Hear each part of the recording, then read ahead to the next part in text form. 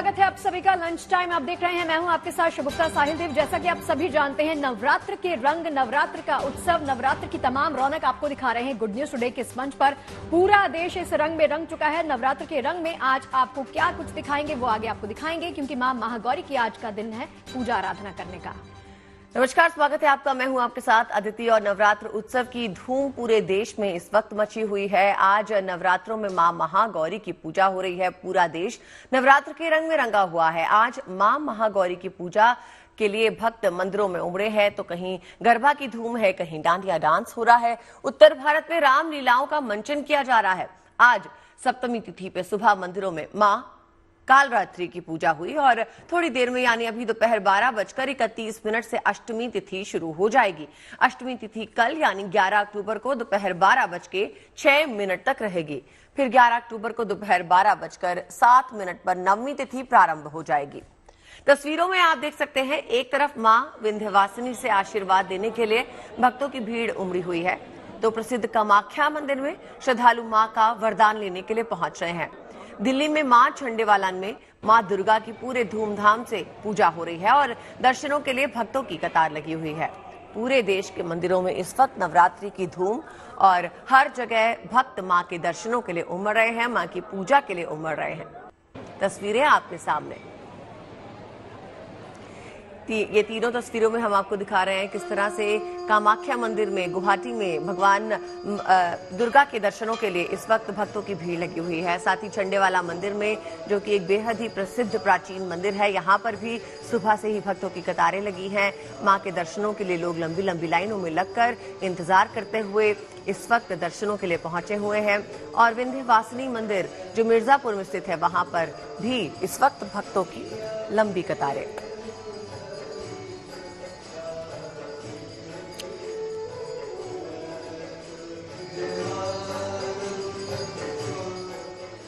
और चलिए चर्चा को आगे बढ़ाते हैं। खास और विशेष मेहमान हमारे साथ जुड़ गए हैं, पंडित संजय शर्मा जी। बहुत बहुत स्वागत है संजय जी आपका, और आज के दिन की ढेरों शुभकामनाएं आपको भी। मनीषा हमारे साथ जुड़ गई हैं और मनीष चौरसिया हमारे साथ जुड़ गए हैं। सबसे पहले संजय जी आपका रुख करते हुए और सबसे पहले आज के दिन की महिमा का गुणगान करते हुए जान लेते हैं कि आज माता रानी को प्रसन्न करने के लिए हमें क्या कुछ करना चाहिए। जी देखो, सबसे पहले जीएनटी के सभी दर्शकों को प्यार भरा नमस्कार। प्रथम शैलपुत्री, द्वितीय ब्रह्मचारिणी, तृतीय चंद्र घंटेति, कुष्मांडिति चतुर्थकम, पंचम स्कंद मातीति, सप्तम कालरात्रि, महागौरी चाष्टमम। तो माँ के जो स्वरूप हैं उनकी हम आराधना कर रहे हैं। और कहते हैं कि पहले स्वरूप से लेकर के और 9 स्वरूप सिद्ध दायत्री तक की पूजा। कहते हैं कि माँ के जब प्रथम शैलपुत्री वो 1 वर्ष की है, तो 8 जब हम माँ गौरी की पूजा करते हैं तो 8 वर्ष की है। तो 8 वर्ष के रूप में जो है माँ गौरी की पूजा करी जाती है। और 7 वर्ष की जब होती है तो कालरात्रि की पूजा करते हैं। तो कालरात्रि हमें काल से बचाती है। महागौरी हमारे को एक शक्ति प्रदान करती है।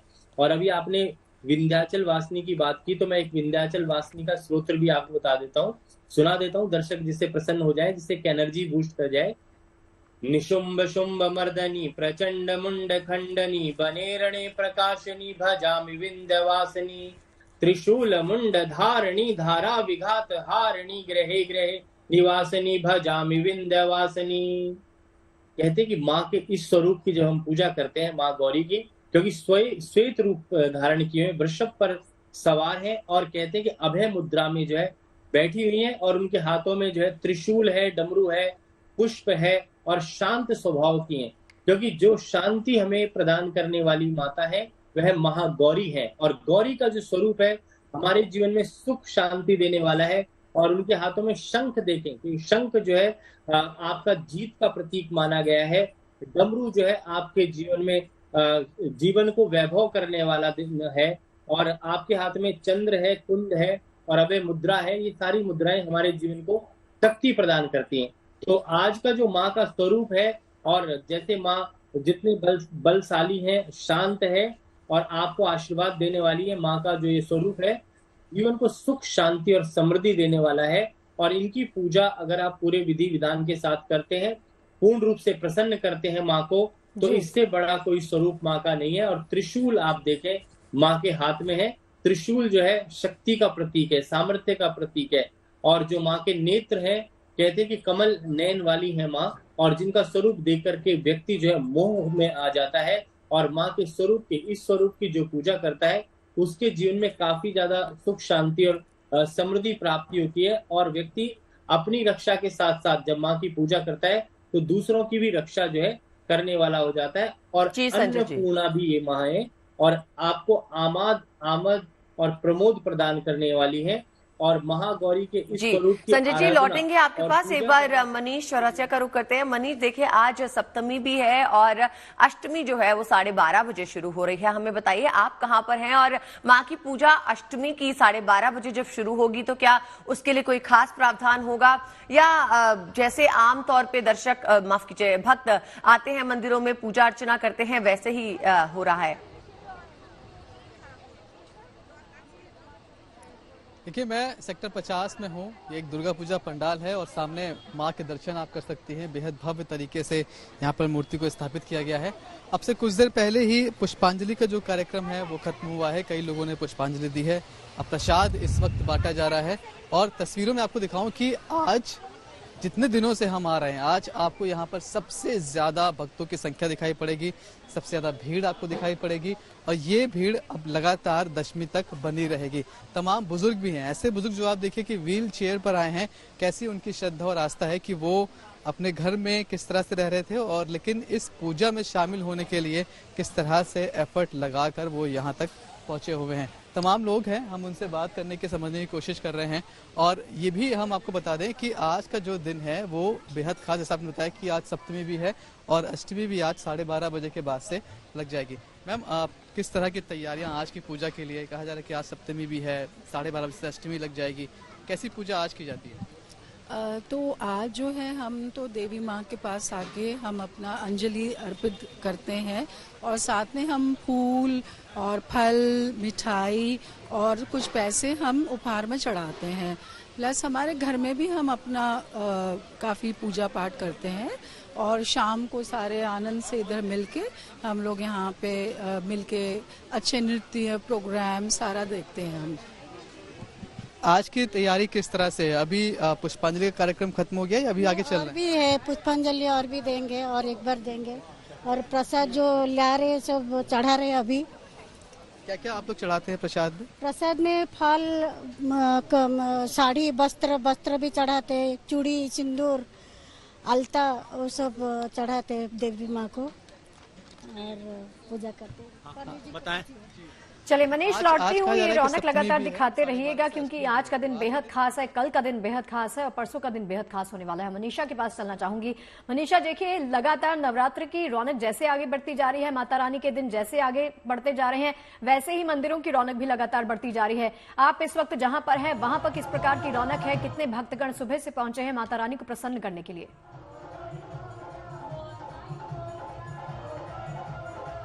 शगुफ्ता, नवरात्रि की जो 9 दिन की रौनक होती है वो अपने आप में बेहद खास होती है। बात सिर्फ एक दिन की नहीं, बात हर एक दिन की, पूरे 9 दिन की। और मंदिर की जो रौनक है इस वक्त काफी ज्यादा अच्छी है। आप देख सकते हैं किस तरीके से जो है मंदिर में भीड़ लगातार बढ़ती जा रही है और हर कोई अपनी अपनी जगह पर जो है वो ठीक रख रहा है, क्योंकि लगातार सुबह से यहाँ पे जो है मंडली एक बैठी है जो लगातार कीर्तन गा रही है। माँ के लिए जो है लगातार भेंट जो है पेश किए जा रहे हैं। तो जितने भी लोग हैं वो खुद को रोक नहीं पा रहे, खास तौर पर महिलाएं अपने अपनी बारी का इंतजार तो कर रहे हैं लेकिन लगातार में खड़े होने के बावजूद जो है सबके हाथ ना ऊपर उठे हुए और माँ के लिए बस प्रणाम किए जा रहे हैं। हम दर्शकों से बात करेंगे, इनको कितना वो लग रहा है, कितना मन में भाव है माँ के लिए? बहुत ज्यादा। एक बार ही रख दीजिए। है जय करा शेरावाली का बोल साचे दरबार की जय। और कन्या, क्योंकि बहुत से लोग जो है आज के दिन अष्टमी पूजन भी कर रहे हैं, तो कन्या यहाँ पे मुझे बहुत सी नजर आ रही है। एक तो मेरे पास ही है। जय माता दी बोल दो। जय माता दी। कैसा लग रहा है आपको? अच्छा लग रहा है। तो छोटी छोटी कन्या हो या फिर हर वर्ग के जो है यहाँ पे लोग नजर आ रहे हैं, लेकिन बेहद ही हर कोई जो है माँ के आगे अपनी शीश झुकाए है, झोली फैलाए है, क्योंकि आज का दिन जो है माँ गौरी का है। और 9 दुर्गा की जो रूप है, अलग अलग रूप है जिसमें माँ गौरी की जो है खास तौर पर मान्यता है। माँ गौरी की पूजा उपासना करने से जो है मन चाहा वर प्राप्त होता है, क्योंकि माँ गौरी जो है वो शिव की अर्धांगिनी है और शिव और शक्ति का जो मिलन है वो अपने आप में बेहद खास है, बेहद अलौकिक है। तो आप क्या आज आज के दिन जो है अपने मनचाहा वर अगर प्राप्त करना चाहो तो माँ के सामने जो है अपनी मान्यताएं रख सकती है और वो अवश्य पूरी होगी। और उसी के साथ जो है ये भीड़ आप लगातार देख रहे हैं किस तरीके से भीड़ बढ़ती जा रही है। और ये सिर्फ आज की बात नहीं है शगुफ्ता, ये पूरे 9 दिन जो है इस मंदिर में, क्योंकि ये सबसे प्रसिद्ध मंदिर है दिल्ली का झंडे वालन मंदिर, और इसी तरीके की जो रौनक है वो लगातार नजर आती है।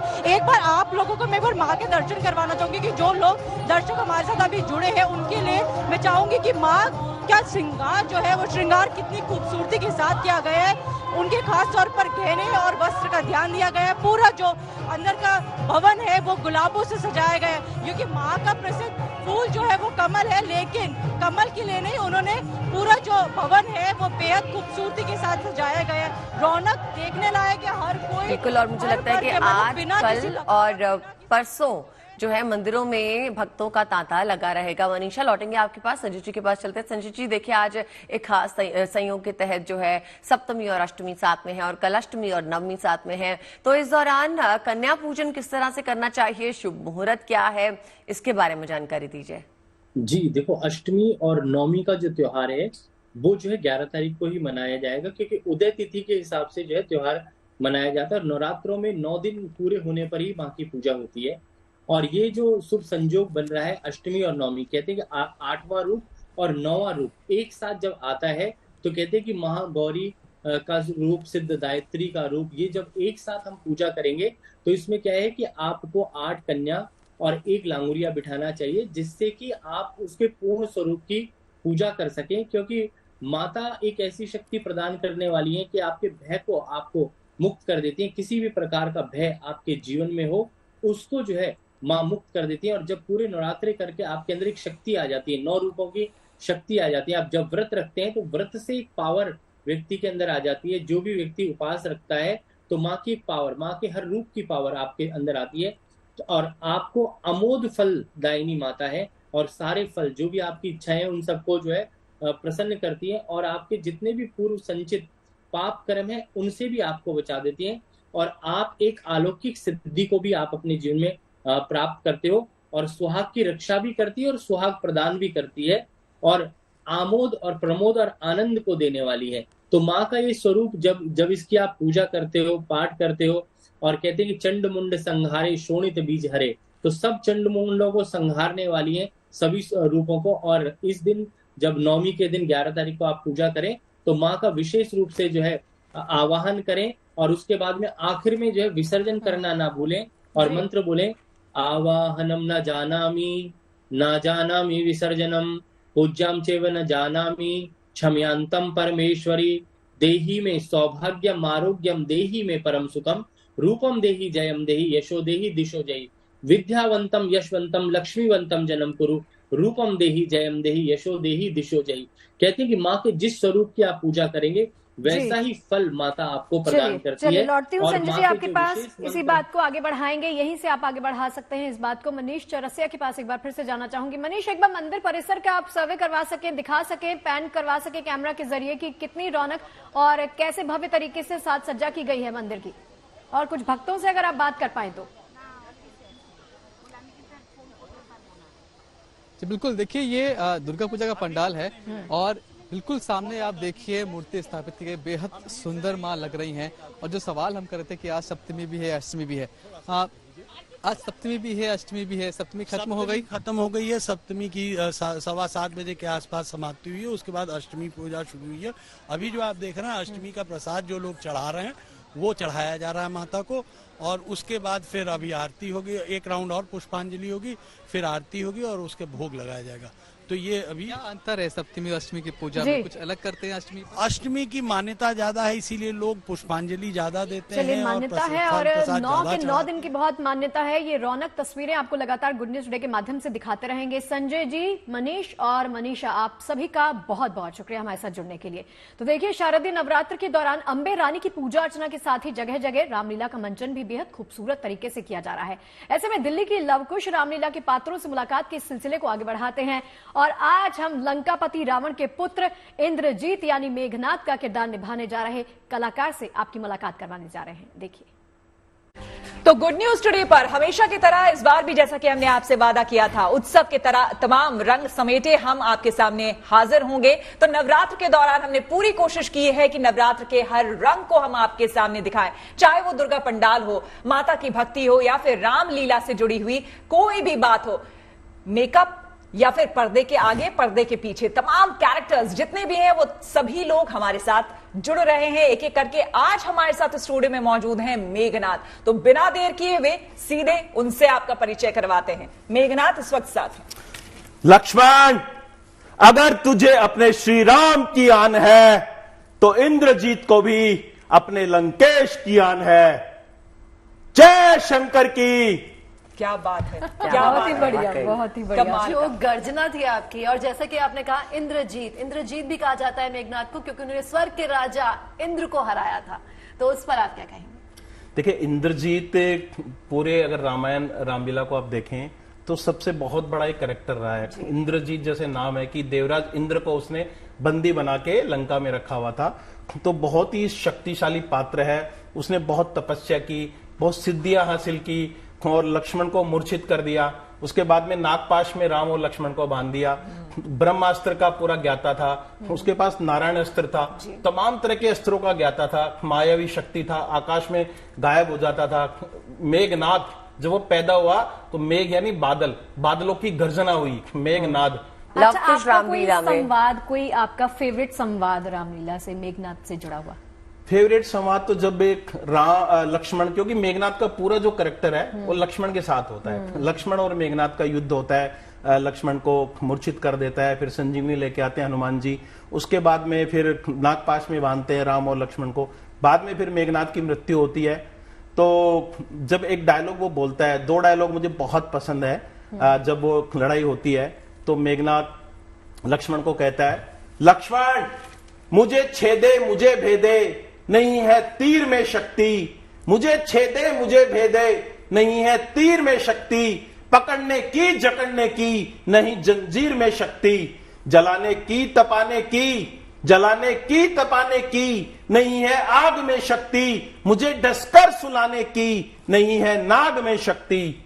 तो ऐसे बहुत सारे जब आपस में संवाद होता है, वाद विवाद होता है, लक्ष्मण बहुत जोशीले डायलॉग्स बोलता है और फिर मेघनाथ अपनी तरफ से बहुत सारे बोलता है। तो बहुत ही जबरदस्त रोमांचक है। और मैं रामानंद सागर जी की जो रामायण आती थी उसका बहुत बड़ा प्रशंसक हूं। और बात आप लोगों को कहूंगी, क्योंकि मैं लगातार रामलीला में जा रही हूँ, लव कुश रामलीला देख रही हूँ, जितने भी कैरेक्टर्स आ रहे हैं सब ये कह रहे हैं वो सब रामानंद सागर की अभी भी वो रामायण देखते हैं और उसके बाद आकर इनैक्ट करते हैं। तो उससे आज भी हमें बहुत प्रेरणा मिलती है, क्योंकि वो राम भगवान जो उसमें बने हैं, अरुण गोविल जी, वो जहां भी दिखते हैं अभी भी लोग उनको पूछते हैं, प्रणाम करते हैं। बिल्कुल। एक और बात मेघनाथ के बारे में कही गई है, देखते हैं प्रभु राम से तो किसी की तुलना की ही नहीं जा सकती, वो रघुवीर जिस तरह के थे। लेकिन मेघनाथ के बारे में एक बात कही जाती है कि मेघनाथ जो थे वो बहुत बड़े पितृभक्त थे वो, और इसीलिए कहा जाता है कि अंत में मंदोदरी, शायद ये आप लोगों का कोई संवाद है कि आपकी माता जब आपसे ये कहती है कि मोक्ष का रास्ता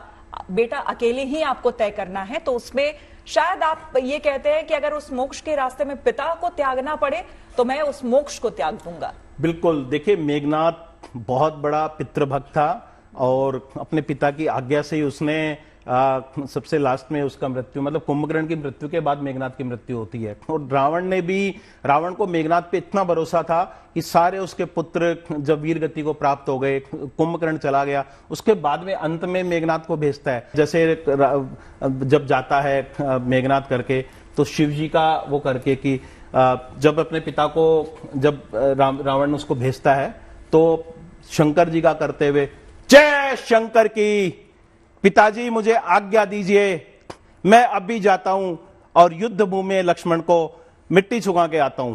तो बेसिकली इस वाले जो मेघनाथ का है इसमें दोहे ज्यादा हैं। चौपाइयां राम जी का किरदार है, सीता जी का है, उनमें ज्यादा चौपाई होता है। लक्ष्मण का किरदार क्या है, बहुत एग्रेसिव है।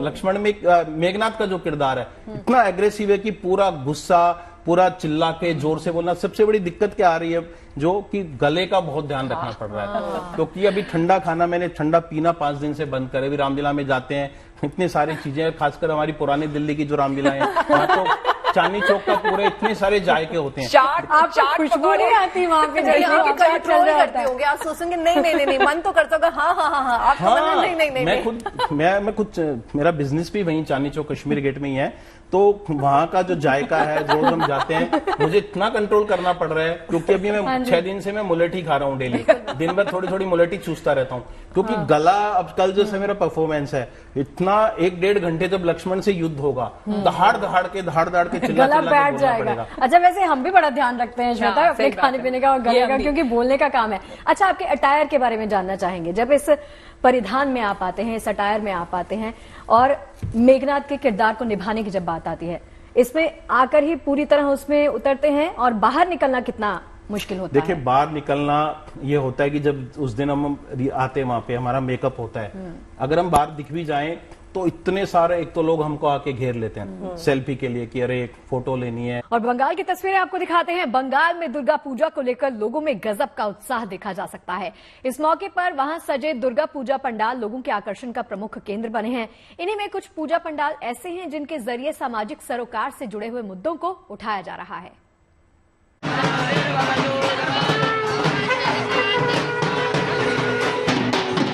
एक से बढ़कर एक दुर्गा पंडाल, और हर पूजा पंडाल अपने आप में बेहद खास, जिन्हें देखने के लिए लोगों का हुजूम उमड़ रहा है। ये तस्वीरें देश के किसी और शहर से नहीं बल्कि कोलकाता से आई हैं, जहां मोक्षदायिनी गंगा पर आधारित ये दुर्गा पंडाल लोगों को कितना पसंद आ रहा है, इसकी गवाही ये तस्वीरें दे रही हैं। इस पंडाल के जरिए आयोजकों ने गंगा नदी के सूरते हाल को बयां किया है। इस पंडाल में दिखाया गया है कि भगवान शिव की जटाओं से निकली गंगा की हालत इन दिनों कैसी है। यहाँ पर भगवान शिव की एक स्कल्पचर है और अगर आप इसको देखें आपको समझ में आएगा कि किस हिसाब से माँ भगवान शिव के जटाओं से जो माँ गंगा बहती है और देश में आती है, जो हम मानते हैं वैसा ही यहाँ पे दिखाया जा रहा है। ये वही पानी है जिसको हम माँ गंगा कहते हैं और भगवान शिव के जटाओं से आती है। लेकिन कहीं आते आते गंगा को इंसान जो है, देशवासी जो है, बहुत सारे लोग उसे एक डंपिंग ग्राउंड बना देते हैं और ये शायद एक बहुत बड़ा, ये एक दुखद बात है या फिर एक बहुत ही सैड ट्रैजिक रियलिटी है। उसी को शायद लड़ने के लिए पूरे देश भर में जो सेव गंगा प्लान या फिर गंगा एक्शन प्लान जो है वो किया जाता है, जहां जहां से भी गंगा जाता है उसको भी यहाँ पे दिखाया जा रहा है। हर साल गंगा सफाई के नाम पर पैसा पानी की तरह बहाया जाता है, लेकिन गंगा नदी के हालात सुधरने के बजाय और खराब होते जा रहे हैं। इसीलिए आयोजकों ने लोगों को गंगा सफाई का संदेश देने के लिए इस साल ये थीम चुनी है।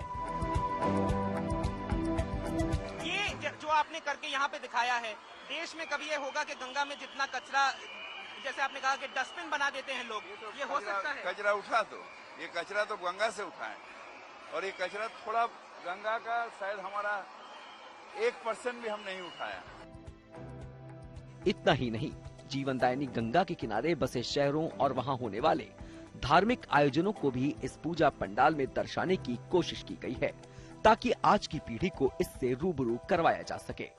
कोलकाता के मेयर फिरहाद हाकिम ने बताया कि गंगा सफाई के दौरान मिली चीजों को ही इस पंडाल में रखा गया है। शिव जी का जटा से ये गंगा हमारे भारत का लाइफलाइन है। हम लोग गंगा का पानी पीते हैं, गंगा में स्नान करते हैं, शुद्ध होते हैं, जैसे जैसे शुद्ध हो रहा, मगर वही गंगा को हम लोग अपने घर के डस्टबिन सोचते हैं, सारे जो कचरा है वहां पर फेंकते हैं और गंगा को हम लोग पॉल्यूटेड कर दे रहे हैं, अशुद्ध कर दे रहे हैं। और अगर ये चलते रहा तो फिर गंगा, उधर देख के गंगा, ये भविष्य का गंगा ये हो जाएगा। ये सब गंगा से उठाया गया है। ये सब मतलब एक्चुअली गंगा से उठाया गंगा से उठाया गया। क्लीन गंगा प्रोजेक्ट हम लोग किया था एक, उसमें जो कलेक्शन हुआ गंगा से, नाव लेके हम लोग जो उठाया वो सब यहाँ पर रखा हुआ है। और ये जो देख रहे हैं सब गंगा में हम लोग सब सारे अपना जो नहीं लगेगा वो हम गंगा में फेंकते हैं, तो ये गंगा जाके सूख जाएगी और ऐसा हो जाएगा। उधर बाबा बैद्यनाथ की नगरी देवघर में भी दुर्गा पूजा की रौनक देखते ही बन रही है। यहाँ वेटिकन सिटी की थीम पर बना पंडाल इन दिनों चर्चा का केंद्र बना हुआ है।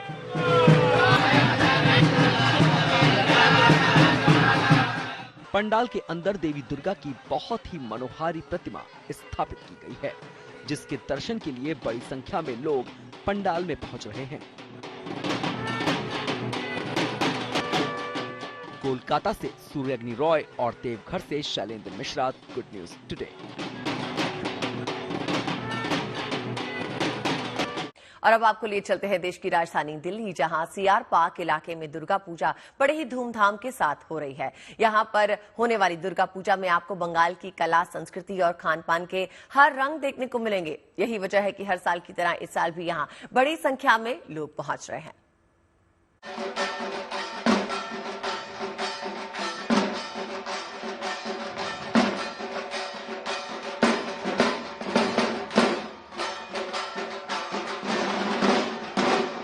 देवी दुर्गा के एक से बढ़कर एक पूजा पंडाल, जहां दर्शन के लिए उमड़ी लोगों की भीड़। ये तस्वीरें बंगाल के किसी दुर्गा पूजा पंडाल की नहीं, बल्कि दिल्ली के सीआर पार्क इलाके की हैं, जिसे मिनी बंगाल भी कहा जाता है।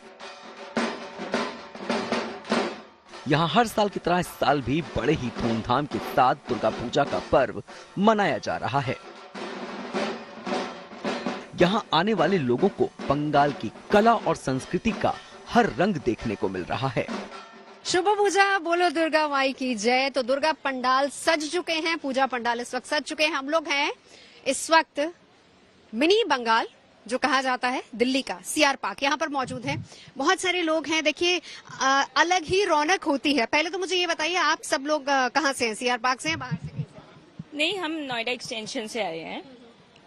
But being Bengali, CR Park is the main attraction for us along with food. तो यहाँ आना तो मस्ट है, क्योंकि ये सबसे बड़ी अट्रैक्शन होती है दुर्गा पूजा की। स्पेशली अगर आप कोलकाता नहीं जा रहे हैं, अगर आप बंगाल नहीं जा रहे हैं, तो ये है मिनी बंगाल, जहाँ पर आके आप एंजॉय कर सकते हैं। आगे एक बार जरा माँ की मूर्ति भी दिखा दीजिए, किस तरीके से माँ का पूरा दरबार सज चुका है, पंडाल सज चुका है। इसकी खासियत क्या? अब इसमें भी वही हमने जो एक ट्रेडिशनल हिंदू टेम्पल में होता है, मंदिर में, अगर आप कलकत्ता का भी देखें, दक्षिणेश्वर है और कालीघाट के मंदिर है, उसमें एक सभा मंडप होता है। उसमें उसी तरह ऊंचा वॉल्यूम होता है। यहाँ पे लोग ज्यादा से ज्यादा तादाद में आते हैं। यहाँ से कम शाम को 5-6 हजार लोग एक साथ खड़े होकर आरती देखते हैं। तो इसीलिए ये पूरे पैंडल का ही वही आर्च टाइप ऑफ फॉर्म दिया गया है। और माँ का जो हमारा जो एक शाला का है, क्योंकि काली मंदिर में सबसे ट्रेडिशनल मूर्ति बनाया जाता है हर बारी। बाकी पूजा में आप देखेंगे अलग अलग मूर्तियां होती हैं, इसको एक शाला कहते हैं। और हमेशा हम यहाँ पे यही ट्रेडिशनल मूर्ति, एक शाला मूर्ति। हाँ जी, ये सिंगल फॉर्म में होता है मूर्ति। सीआर पार्क के पूजा पंडालों में देवी माँ की भक्ति के साथ साथ लोगों को बंगाली खान पान के भी अनेकों जायके चखने को मिल रहे हैं। खाने के स्टॉल्स पर लोगों की ये भीड़ बंगाली फूड के प्रति लोगों की दीवानगी को बयां कर रही है। फेमस अब हम पहुंचे हैं बिरयानी स्टॉल पे। मैम, आपका नाम क्या है? मैं रूमी। रूमी जी, आपने क्या क्या लगाया है? मैंने आज हिमकोना पाइश और चिकन बिरयानी लगाई है। क्या हिमकोना पाइश, वो क्या होता है? इसमें खोए का और ड्राई फ्रूट डाल के इसके बॉल बनाए गए हैं। और इसी में बंगाली एक चावल आता है, गोविंद भोग, वो स्पेशली कोलकाता में ही मिलता है। यहाँ पर नॉनवेज में बिरयानी मिलेगी। इसके अलावा आपको प्रॉन कटलेट्स मिलेंगे। बेकरी आइटम्स यहाँ पर बहुत ज्यादा होती हैं। अलग अलग तरह के cakes, pastries, different variety of cakes and pastries यहाँ पर आपको मिलेगी, क्योंकि इसकी एक बेकिंग की एक अलग कैटेगरी है। इसके अलावा फिश जो कि बंगाल की है, ये फिश चॉप है, चिकन है, फिश फ्राई आपको मिलेगी। घुगनी 2-3 तरह की है और घुगनी यहाँ पर आप ले सकते हैं। जो लोग किसी कारण बंगाल जाकर दुर्गा पूजा का आनंद नहीं उठा सकते हैं, उनके लिए दिल्ली के सीआर पार्क इलाके में बंगाली दुर्गा पूजा को करीब से देखने और उसमें शामिल होने का बेहतर विकल्प है। दिल्ली से Navjot Randhawa, good news today. चलिए अब आपको हुगली और लखनऊ में सजे अनोखे दुर्गा पूजा पंडाल की रौनक दिखाते हैं, जिसकी थीम आरजी कर अस्पताल कांड पर आधारित है। दुर्गा पंडालों के जरिए पीड़िता को न्याय देने की मांग की जा रही है। हुगली में पीड़ित मां का दर्द दिख रहा है, तो लखनऊ में पंडाल के जरिए महिला सुरक्षा का संदेश भी यहां पर दिया जा रहा है।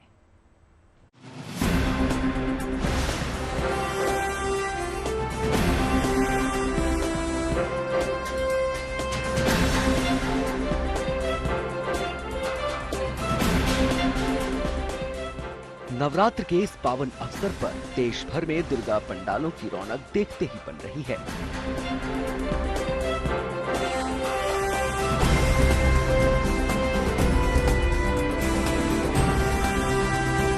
पश्चिम बंगाल से लेकर दिल्ली तक अलग अलग थीमों पर माता रानी के पंडाल सजे हैं।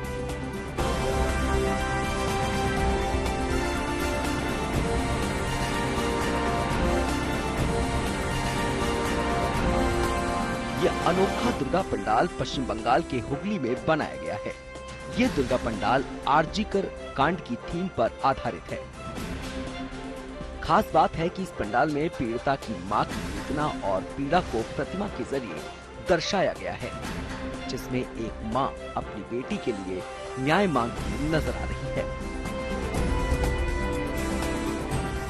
सिर्फ बंगाल की नहीं, देश के दूसरे दुर्गा पंडालों की थीम भी आरजीकर कांड पर तैयार की गई है। यूपी की राजधानी लखनऊ में 110 साल पुरानी दुर्गा पूजा में भी इस मामले को बखूबी उठाया गया है।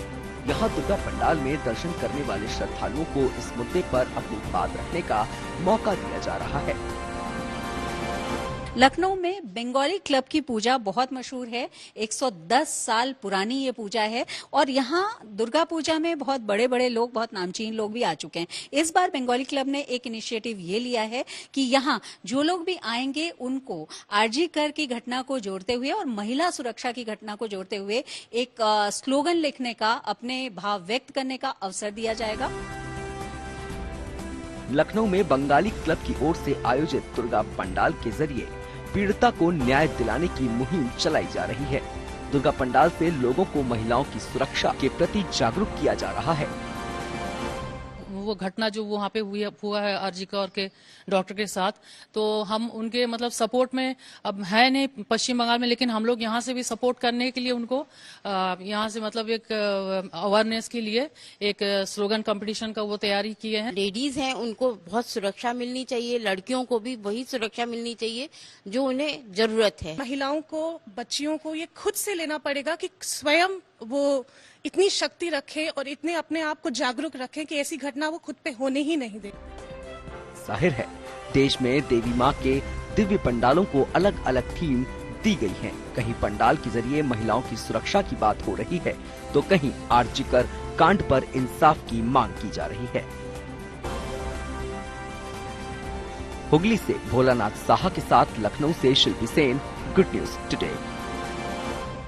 चलिए बात गरबा की कर लेते हैं। देखिए, गुजरात ही नहीं बल्कि पूरे देश में गरबा का आयोजन बड़े ही धूमधाम से किया जाता है। बड़ी संख्या में लोग पूरे उत्साह के साथ यहां पर पहुंचते हैं। गुजरात के राजकोट पवनपुत्र गरबा मंडल नाम काफी प्रसिद्ध है, आपने सुना होगा। पिछले 35 सालों से ये गरबा मंडल अपनी सभ्यता, अपनी संस्कृति और विरासत के लिए भी लगातार काम करता रहा है। यहाँ पर गरबा का आयोजन तो चलता ही है, यहाँ पर हर साल आयोजित होने वाला राक्षस चंडमुंड के वध का रास सबसे प्रसिद्ध है। इस रास को ही देखने के लिए हजारों की भीड़ आती है। इसमें मां दुर्गा का स्वरूप मां चामुंडा चंडमुंड नामक राक्षस का वध करने की कथा इस रास के माध्यम से प्रस्तुत की जाती है। अद्भुत तरीके से इस कथा का मंचन होता है, जिसमें चंडमुंड नामक राक्षस ऋषि मुनियों, महिलाओं, बच्चों पर अत्याचार करता है। तब मां चामुंडा चंडमुंड का वध करती है।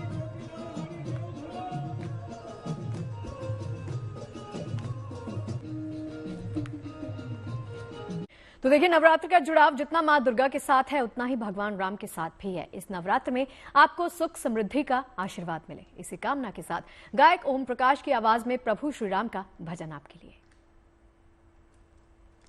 हे राम तुम्हारी रामायण से सारा जग है उजियारा, हे राम तुम्हारी रामायण से सारा जग है उजियारा, जपने से तेरा नाम सभी के मन का मिटता अंधियारा।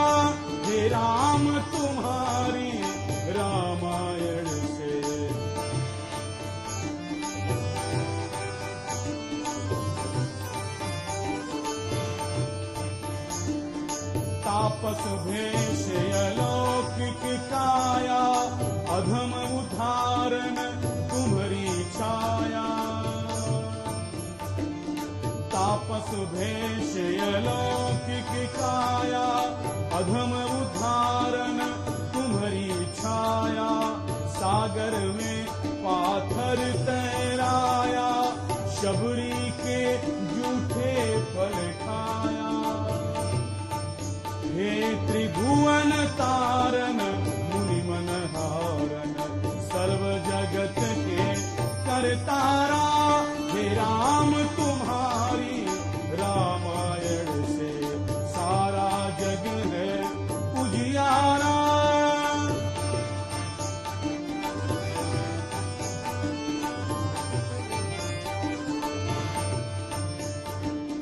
महावीर के मुख और मन में केवल राम नाम की माला। महावीर के मुख और मन में केवल राम नाम की माला। राम नाम के पावन बल से प्रभु का काज सफल कर ढाला। जो भजे प्रभु का नाम हृदय से, उसका मिटता दुख सारा। हे राम तुम्हारी रामायण से सारा जग है उजियारा।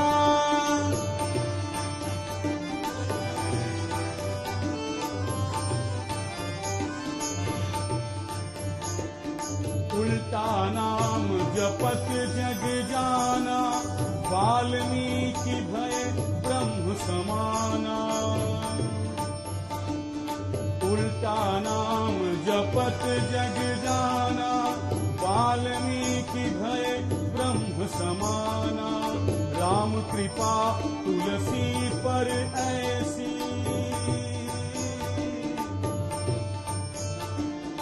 राम कृपा तुलसी पर ऐसी। जग ने राम कथा को जाना। हे नाथ तुम्हारी चरण कमल से, ज्ञान की बहती अविरल धारा। हे राम तुम्हारी रामायण से सारा जग है उजियारा। जपने से तेरा नाम सभी के मन का मिटता अधियारा। हे राम तुम्हारी रामायण से, हे राम तुम्हारी रामायण से सारा जग है उजियारा।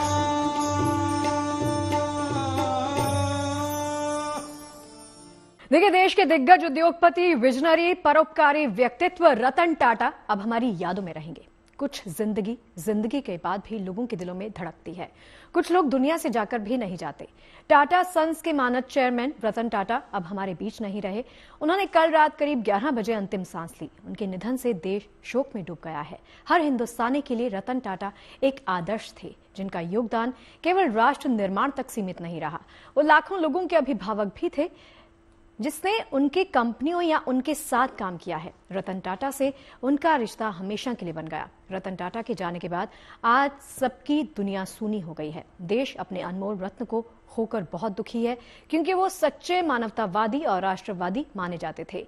टाटा ग्रुप को उद्योग और कारोबार की बुलंदियों पर पहुंचाने के साथ ही उन्होंने विश्व में देश का परचम इस क्षेत्र में लहराया। निधन के बाद रतन टाटा के पार्थिव शरीर को रात करीब 2 बजे अस्पताल से कोलाबा में उनके घर लाया गया। कोलाबा के उनके घर से लाकर उनका पार्थिव शरीर अंतिम दर्शन के लिए शाम 4 बजे तक साउथ मुंबई के national centre for performing arts परिसर में रखा गया है। यहां लोग उनके अंतिम दर्शन कर पाएंगे। इसके बाद रतन टाटा का राज्य के सम्मान के साथ अंतिम संस्कार किया जाएगा। रतन टाटा के निधन पर प्रधानमंत्री नरेंद्र मोदी ने उनके भाई नोएल टाटा से बात कर संवेदना व्यक्त की। मशहूर उद्योगपति रतन टाटा के निधन पर श्रद्धांजलि देते हुए महाराष्ट्र और झारखंड सरकार ने गुरुवार को 1 दिन के राज्य के शोक का ऐलान किया है। देखिए, देश के जाने माने उद्योगपति रतन टाटा अब हमारे बीच नहीं रहे। 86 साल के रतन टाटा ने मुंबई के ब्रीच कैंडी अस्पताल में अंतिम सांस ली। टाटा ग्रुप को ऊंचाइयों पर पहुंचाने में रतन टाटा की सबसे बड़ी भूमिका रही। उन्होंने देश और आम लोगों के लिए कई ऐसे काम किए जिसके लिए उन्हें हमेशा याद किया जाता रहेगा। आइए एक नजर डालते हैं रतन टाटा के जीवन के सफर पर।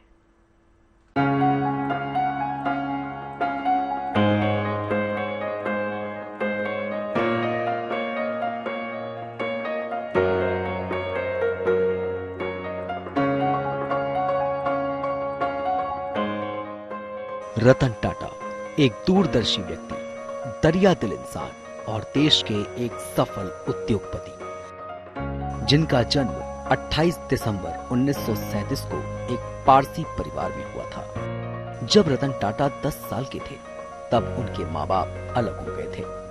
उसके बाद उन्हें J.N. पेटेट पारसी अनाथालय से उनकी दादी नवाज़बाई टाटा ने औपचारिक रूप से गोद ले लिया था।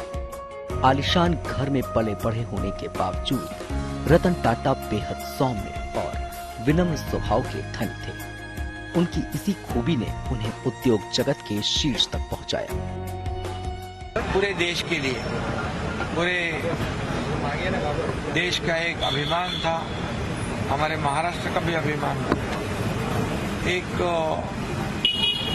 इतने बड़े ओहदे पर पहुंचने के बाद इतना सीधा साधा रहना, जमीन से जुड़ा रहना, ये बहुत कठिन काम वो करते थे। मैं जब मुख्यमंत्री बनने के बाद पहले उनके घर गया था, तब मैंने उनको देखा, मेरे से जो बात किया उन्होंने, जो इतना व्यक्तिमत्व जो है उनका डाउन टू अर्थ, एक सीधा साधा रहना, मराठी में हम कहते हैं सादी रानी उच्च विचार कर, और लाखों लोगों को उन्होंने उद्योजक बनाया। साल 1868 में शुरू हुए कारोबारी घराने की कमान अपने हाथों में लेने से पहले रतन टाटा ने 70 के दशक में टाटा स्टील जमशेदपुर में काम किया।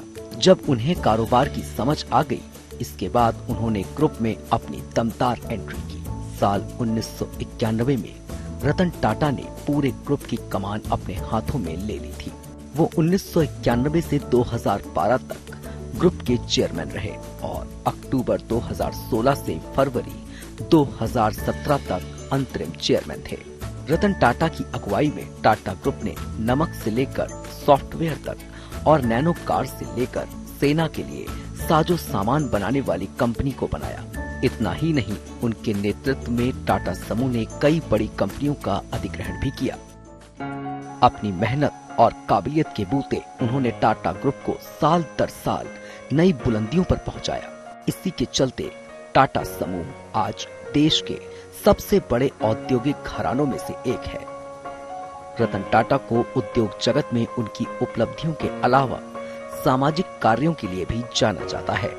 वो टाटा ट्रस्ट के चेयरमैन थे, जो शिक्षा, स्वास्थ्य और गरीबी उन्मूलन जैसे क्षेत्रों में काम करता है।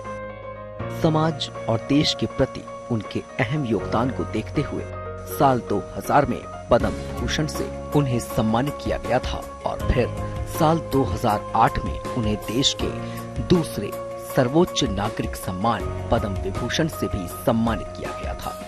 Bureau report, good news today.